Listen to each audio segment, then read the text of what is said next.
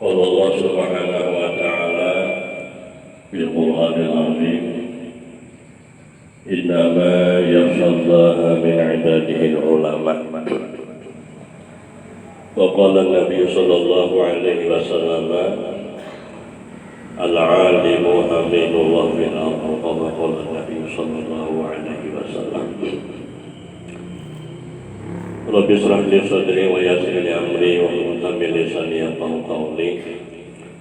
صدق الله العظيم وصدق الحبيب النبي الكريم ونحن على ذلك من الشاهدين والشاكرين والحمد لله رب العالمين. Puji syukur kita panjatkan kehadirat Allah Subhanahu wa taala. Alhamdulillah.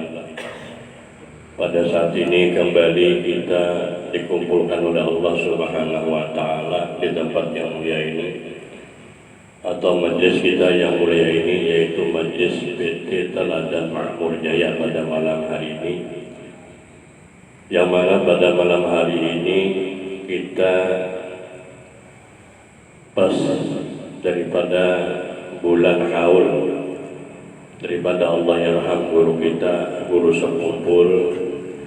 Jadi pada malam hari ini kita khusus membaca manaqib daripada Allah yarham guru kita, guru sekumpul. Mudah-mudahan dengan berkat kita bersama membaca, mendengar akan manaqib daripada Allah yarham guru kita tersebut, mudah-mudahan kepada PT Teladan Makmur Jaya atau kepada Bapak Haji Bahrul Ilmi atau kepada Bapak Haji Muhammad Yusuf serta dengan para kakawanan, mudah-mudahan selalu diberi kesehatan oleh Allah, panjang umur, dan mudah-mudahan apa yang dikerjakannya, apa yang diusahakannya, mudah-mudahan selalu diridai oleh Allah Subhanahu wa taala. Amin amin ya Allah ya rabbal alamin. Dan pada malam hari ini kita seperti biasa, yaitu dalam majlis manaqiban dan majlis salawatan. Seperti biasa kita membaca manaqib daripada niat daripada Sahibul Hajat, yaitu manaqib daripada Syekh Muhammad Saman. Dan malam hari ini kita membaca manaqib daripada manaqib Allah yang guru kita, guru sekumpul. Nah, jadi mudah-mudahan apa niat hajat kita beratan usul daripada Sahibul Hajat, mudah-mudahan Allah kabulkan niat hajatnya, dan niat hajat kita beratan dikabulkan oleh Allah Subhanahu wa taala dengan berkat kemuliaan daripada Allah yang guru kita, guru sekumpul, dengan berkat kemuliaan daripada aulia-aulia Allah Subhanahu wa taala. Amin amin ya Allah ya rabbal alamin. Salawat dan salam marilah kita limpahkan kehadiran junjungan kita Nabi besar Muhammad sallallahu alaihi wasallam kepada keluarga, sahabat, dan kepada orang-orang yang mengikut beliau ila yaumil qiyamah. Kemudian daripada itu, maka ini adalah sebahagian daripada manaqib Allah yarham guru kita, guru sekumpul radhiyallahu anhu. Mudah-mudahan Allah Subhanahu wa taala menurunkan rahmat dan mengampuni serta meridai bagi orang yang membacanya dan orang-orang yang hadir mendengarkannya. Amin ya Allah ya rabbal alamin. Guru sekumpul beliau adalah seorang yang sangat alim, lagi mengamalkan ilmunya, seorang arifillah, seorang soleh yang tenggelam dalam mencintai Allah dan Rasulnya, seorang ulama besar yang menghubungkan antara ilmu syariat, tarekat, dan ilmu hakikat, seorang ulama yang dimasukkan Allah di masanya. Jadi Sidin ini alimnya ilmu nabanya, Sidin menguasai ilmu syariatnya. Ilmu syariat itu artinya ilmu yang kita tuntut, yang kita pelajari.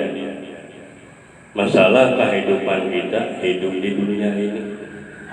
Nah itu ilmu syariatnya, ilmu fikih ini ada sembarangan. Artinya kita hidup ini ada aturannya. Nah kalau kan kita asal gawe dia pada kawan. namun ada ilmu syariat ada tahu.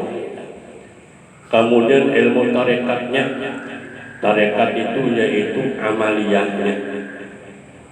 Nah, jadi ilmu syariatnya, tarekatnya, dan ilmu hakikatnya, yaitu ilmu kita, ibadah kita, semuanya hanya kita serahkan kepada Allah Subhanahu wa Ta'ala. Nah, jadi dengan dasar inilah artinya Allah yang guru kita itu sesuai.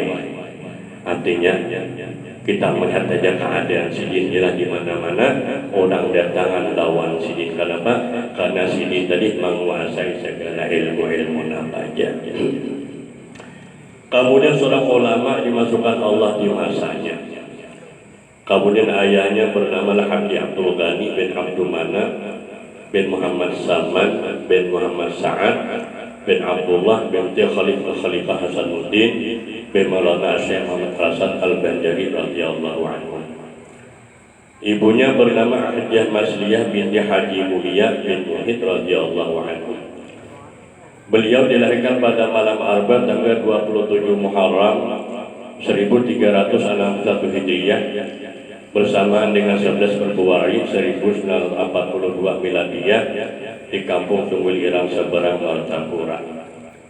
Di waktu kecil beliau selalu berada di samping kedua orang tua dan nenek beliau yang bernama Salvia yang memeliharanya dengan penuh kasih sayang namun disiplin dalam pendidikan.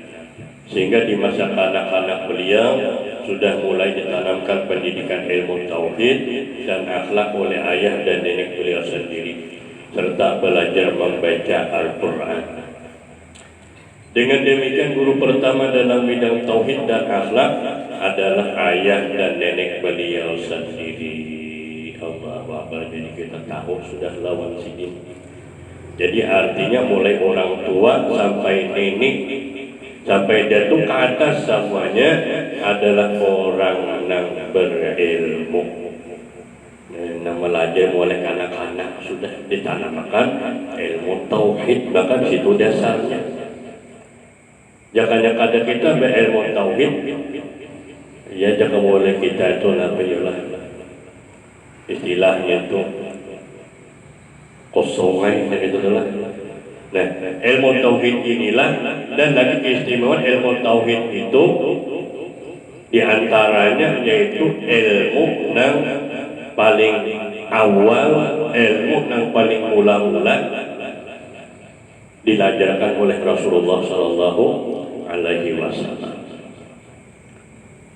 Kemudian pulang dengan ilmu tauhid itu dua, satu-satunya kena yang ditakuni oleh Allah di negeri akhirat kena kada sembarangan kita. Maka menurut hikayat itu Allahu Akbar, kita dalam kubur hal keadaan kita sendirian. Nah, jadi kena kita berataan kena kita tuh di situ kena nang datang deh marabuka. Apa kita kada tahu apa menjawab. Namun orang yang belajar ilmu tauhid senyum mainnya. Jangan boleh ibarat kita tuh kita melihat guru-guru kita tuh enjoy. Jangan boleh kita kau melihat tuh keadaan di sana tuh senyumnya. Bahkan orang yang menakut dia boleh kada jadi. Kenapa? Karena suka hendak menjawab. Marabbuka, siapa Tuhan engkau? Orang yang sudah ada dasarnya. Allahul ladzi khalaqas samawati wal arda wa ma bainahuma. Ilmu tauhid wujud, tidak, baka dan sebagainya. Namun orang ahli tauhid, Allah yang guru kita melihat keadaannya sudah mulai lagi ke anak-anak sudah ditanamkan pendidikan ilmu tauhid. Nah, Allah menjadikan 7 lapis langit dan 7 lapis bumi dan barang yang di antara keduanya. Apa bukti Allahnya ada? Ya adanya langit lawan bumi. Kenapa jadi langit malam siang bisa berganti malam bisa begitu siang? Berarti itu semuanya ada yang menjadiakannya. dan lain-lainnya seperti tumbuh-tumbuhan dan lain sebagainya. Nah artinya kada kawa kita memikirkan Allah itu nang kaya apa kada kawa kita.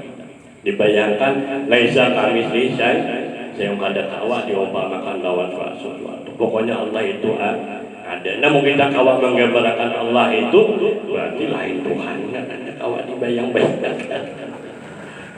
Jadi itu tadi Allah yang guru kita luar biasa sudah. Kemudian pulang ilmu tauhid tuh. Hasil orang yang memiliki istimewa orang belajar ilmu tauhid tuh. Yang didapatnya apa? Yang didapatnya adalah apabila diberi Allah nikmat syukur.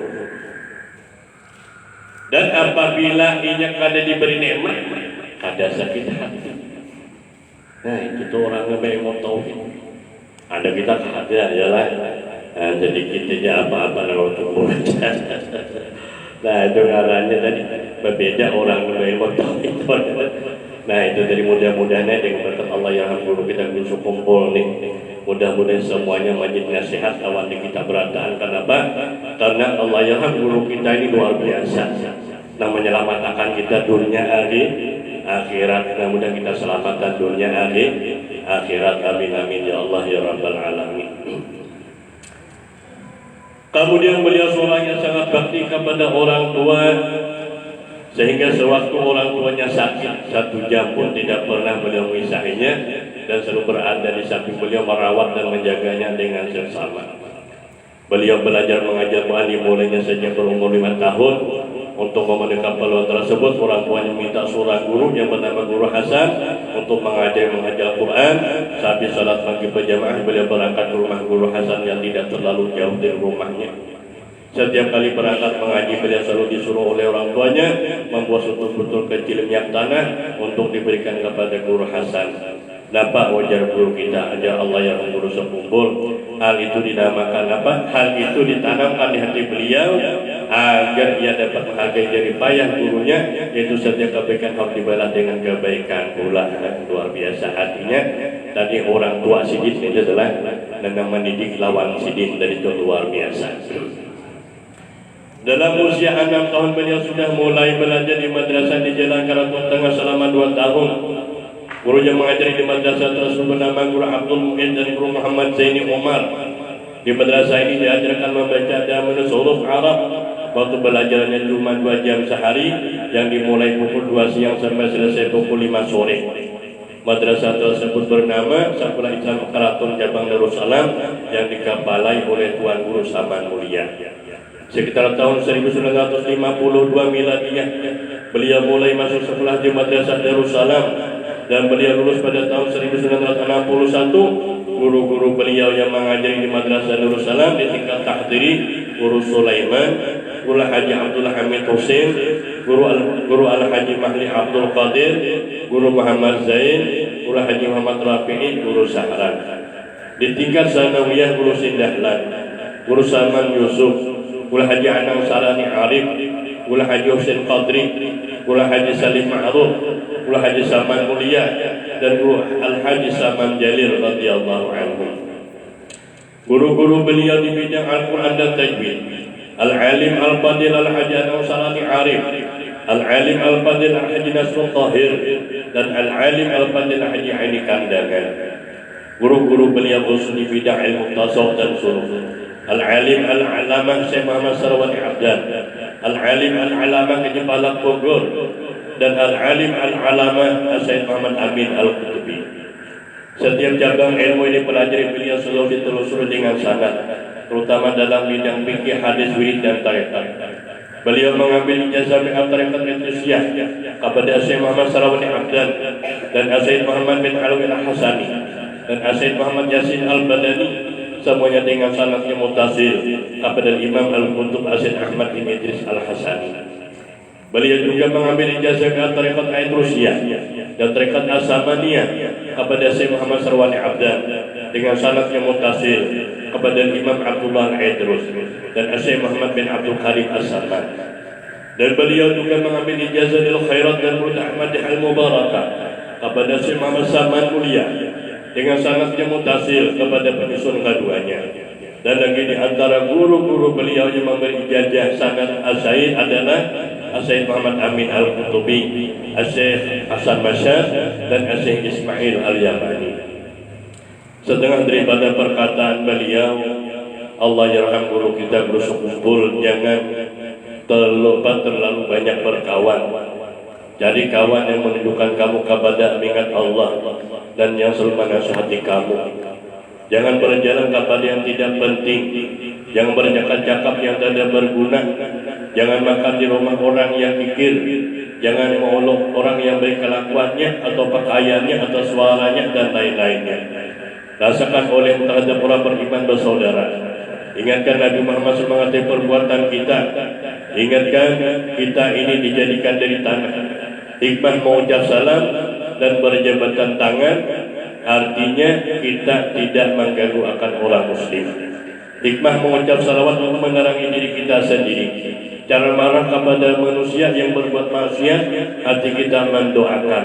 Mudah-mudahan dia dapat petunjuk dan dapat keampunan dan dapat rahmat. Sekalipun mata kita atau muka kita seperti orang marah. Paling penting akhlak aulia Allah, kasih sayang terhadap seluruh makhluk Allah Ta'ala, baik manusia ataupun binatang. Amal diterima beriringan kesenangan hati di waktu sebelum mengerjakan atau pada waktu mengerjakan atau sesudah mengerjakan. Tanda orang yang hati baik bermimpi dengan orang baik atau saleh. Cara bergaul kata orang muda dengan orang tua, sampai yang tua banyak beramal. Kata orang tua dengan orang muda, jika muda tak kurang berbuat maksiat. Kata orang kaya dengan orang fakir, jika fakir tidak banyak hisab.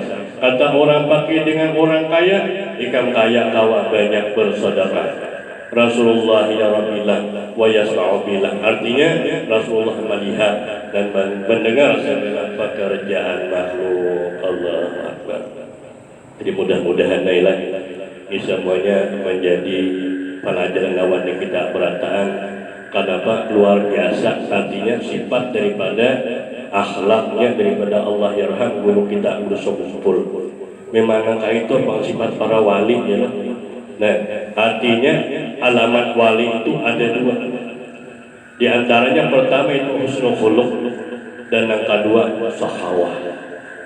Nah, jadi artinya sifat wali itu, sifat orang wali itu artinya bagus parangai.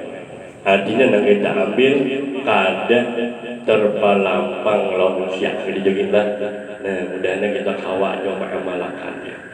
Jadi orang wali itu siapanya kadenya yang hatinya itu ujar kita bermusuhan lawan manusia kecuali orang yang memusuhinya. Nah, itu orang wali. Jangankan wali Rasulullah jadi musuhnya lah. Nah, itu sifat wali. Kemudian apa sakawan? Yaitu sifat murahan. Orang wali itu di mana aja pasti orangnya murahan. Nah, mudah-mudahan juga kita menjadi pala keingatan kita Allah yarham daripada Guru Haji Muhammad Saleh. Ingatan kita lagi sedih masih hidup dulu, apabila kita sudah dilanggar, lagi berhari, lagi dulu tuh ada yang ngerajin bang untuk dilanggar, yang rajin membang dilanggar. Nah, jadi di kios ini ulun tuh siapa yang ngerajin di bank lah, ngerajin bang untuk jadi di kios ini.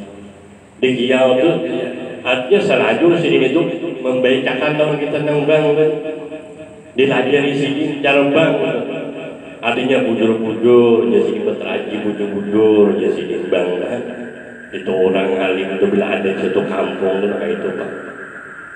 Jadi untung kita apabila ada ulama aulia Allah di kampung kita seumpamanya. Kenapa? Karena Nabi kita itu alimu aminullah fillah. Begitulah menjagakan kesan di kita. Dibanding sini disarikin aja. Malahan dihadiahin diberi tampil. Nyanyat dari nombang deh. Allah rami nombang. Kenapa? Karena diberi sini tampil. Karena pulang rupiah tak diberi sini. Allah jadi rami lagi dulu. Allah sudah tadi dia sekali lagi. Dia terima orang wali memiliki sifatnya. Ya kita mengaku aja sudah. Anda kita ini apa? Jangan melibatkan kita mengisahkan wali itu sopan kita. Kita tunduk sebenarnya kita ya lah. Kenapa? Karena luar biasa mereka itu sifat daripada aulia Allah. Memang itu sifat orang wali itulah. Dan dari mudahannya kita mengaku kemudian kita dapat berkah dari orang kita lah. Nah, daripada sifat daripada aulia Allah Subhanahu wa Ta'ala, luar biasa mereka itu. Kemudian pula hikmah Nabi kita melihat dan mendengar segala perbuatan makhluk itu supaya kita berhati-hati dan ingat akan Nabi kita Muhammad Sallallahu Alaihi Wasallam.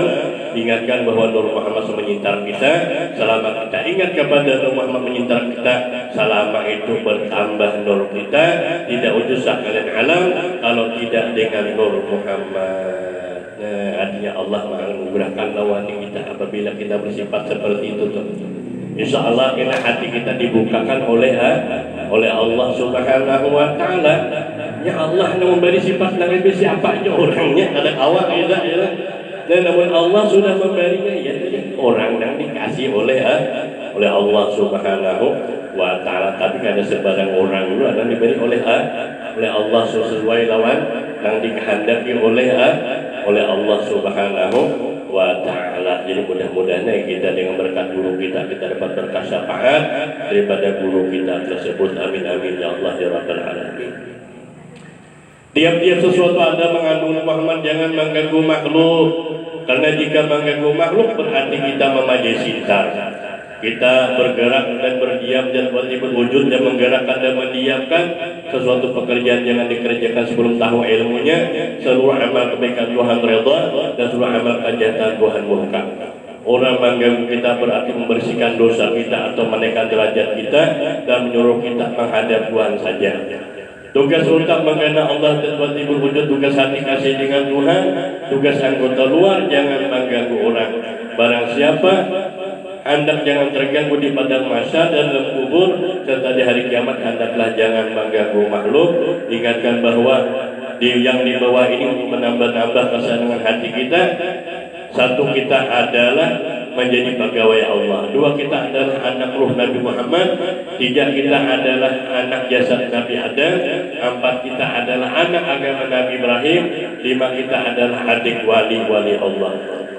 Kemudian pula cara kita berdakwah, ingatkan Nabi dulu bapak ruh kita yaitu Nabi Muhammad, dan bapak jasad kita yaitu Nabi Adam, dan bapak agama yaitu Nabi Ibrahim. Insya Allah orang menurut. Janganlah engkau itu memandang kepada sedikit pemberian, tetapi pandang kepada yang memberi nikmat. Dan jangan engkau pandang kepada halus dosa, tapi pandang kepada kebesaran yang ma'ajab. Setan musuh kita dan nafsu musuh kita. Tuhan kekasih kita, kasih Tuhan aja di sini. Ini cara sebagian ulama sahabat Saufi melawan nafsu dan setan. Hikmah dijadikan setan dan nafsu menjadi sini supaya kita berpegang dengan Tuhan saja. Barang siapa bertawakal dengan Tuhan, setan tidak dapat mengganggu. Hikmah Tuhan menjadikan kebagusan dunia supaya kita kasih akan Tuhan. Sebesar-besar nikmat yaitu lahirnya Nabi kita Muhammad sallallahu alaihi wasallam. Di antara faedah membaca Al-Quran, satu, menguatkan iman, dua, membersihkan hati, tiga, memberi syafaat. Jika kamu melihat atau mendengar guru membaca kitab atau menasihati, rasakan oleh kamu akan melihat Nabi dan mendengar kalam Nabi Sallallahu Alaihi Wasallam. Jikalau berdoa bawa dengan kalimat jamaah atau jamaah itu sekampung atau doa buat orang banyak gitu kan.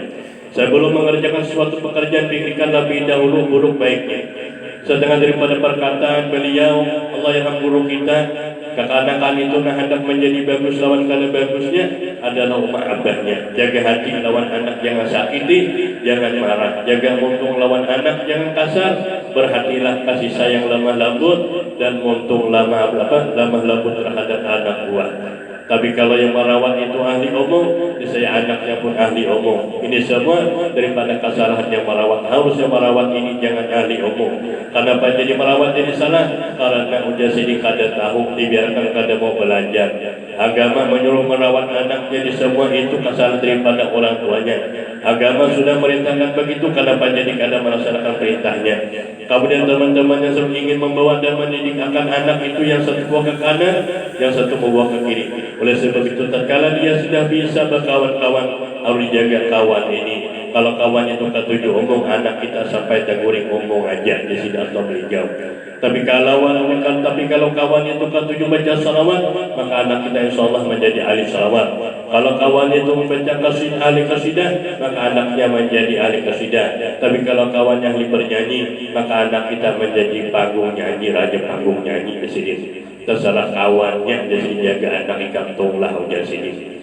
Kemudian jangan sampai makan minum haram, apalagi modalnya haram, makan minum, pakaian kemudian pulang keuntungannya dan bandanya ada dicampurin haram, baik gulaan baik dapat apa aja. Wayah ini orang kafir tahu benar sudah. Nah kalau sakat umat Islam di sini digawinya, kita kada sadar di sini. Kemudian setengah daripada wasiat Allah yang guru kita, yaitu hormati oleh makan ulama dan berikan kamu terhadap orang Islam, dan murahkan hatimu dan murahkan hartamu dan maniskan mukamu terhadap orang lain, dan jangan kamu menyakiti akan orang lain baik dari segi badannya atau hatinya, dan mudahkan hatimu memaafkan kesalahan orang yang berbuat jahat kepadamu. Dan jangan engkau bermusuh-musuh sama umat Islam, dan jangan hatimu tamak kepada orang lain, dan berpeganglah hatimu kepada Allah dalam mengabulkan segala hajatmu, dan yakinkan hatimu bahwa keselamatan itu terletak pada yang benar, dan jangan engkau merasa lebih baik daripada orang lain sekalipun ia adalah orang kafir sekalipun, dan jangan engkau mengenai orang yang aduasa dan orang yang iri dengki kepadamu, melainkan serahkan saja semuanya kepada Allah Subhanahu wa ta'ala. Jadi mudah-mudahan dengan berkat kita membaca hikmat atau manaqib daripada Allah yang guru kita ini, mudah-mudahan kita semuanya menjadi pelajar lawan kita berantakan. Kenapa? Kata Hasanul Basri, lalal ulama lasranas al-bahadim. Jadi namun jangan salah itulah. Nah, jikalau jadi tidak ada nasihat ulama, jikalau tidak ada ulama, jikalau tidak ada nasihat ulama, dapat jadi niscaya manusia ini laksana atau seperti binatang. Nah, jadi kita untung benar dengan berkat Allah yang guru kita, dengan berkat guru-guru kita, dengan berkat daripada aulia Allah Subhanahu wa ta'ala. Mudah-mudahan hati kita dihidupkan oleh Allah Subhanahu wa ta'ala. Kenapa? Karena hati kita ini bisa mati. Ujar Imam Ghazali, idza matatil qulub lan tatfa'ul mawa'ij jadi. Maka apabila hati kita ini mati, maka kada mau masuk lagi apa aja segala nasihat itu kada mau menerima. Jangan kemudian ibarat tuh masuk telinga kanan keluar telinga kiri. Nah ini kita takut-takut banget. Bahkan kayak apa caranya tadi hendak kita menghidupkan hati? Ya mudah-mudahan dengan berkat kita mau berhadir di majelis seperti ini, baik itu majelis selawat, baik itu majelis penakiban, baik itu majelis ilmu. Nah itulah jalannya untuk kita mau menghidupkan hati kita yang mati itu tadi. Mudah-mudahan kita dibukakan oleh Allah Subhanahu wa ta'ala. Amin amin ya Allah ya Rabbal alamin. Mudah-mudahan dengan berkat kita membaca hikayat daripada aulia Allah Subhanahu wa ta'ala, mudah-mudahan seluruh kesalahan kita, dosa-dosa kita, dosa zahir maupun dosa batin diampuni oleh Allah Subhanahu wa ta'ala. Dan mudah-mudahan bertambah-tambah kecintaan kita kepada aulia Allah Subhanahu wa ta'ala.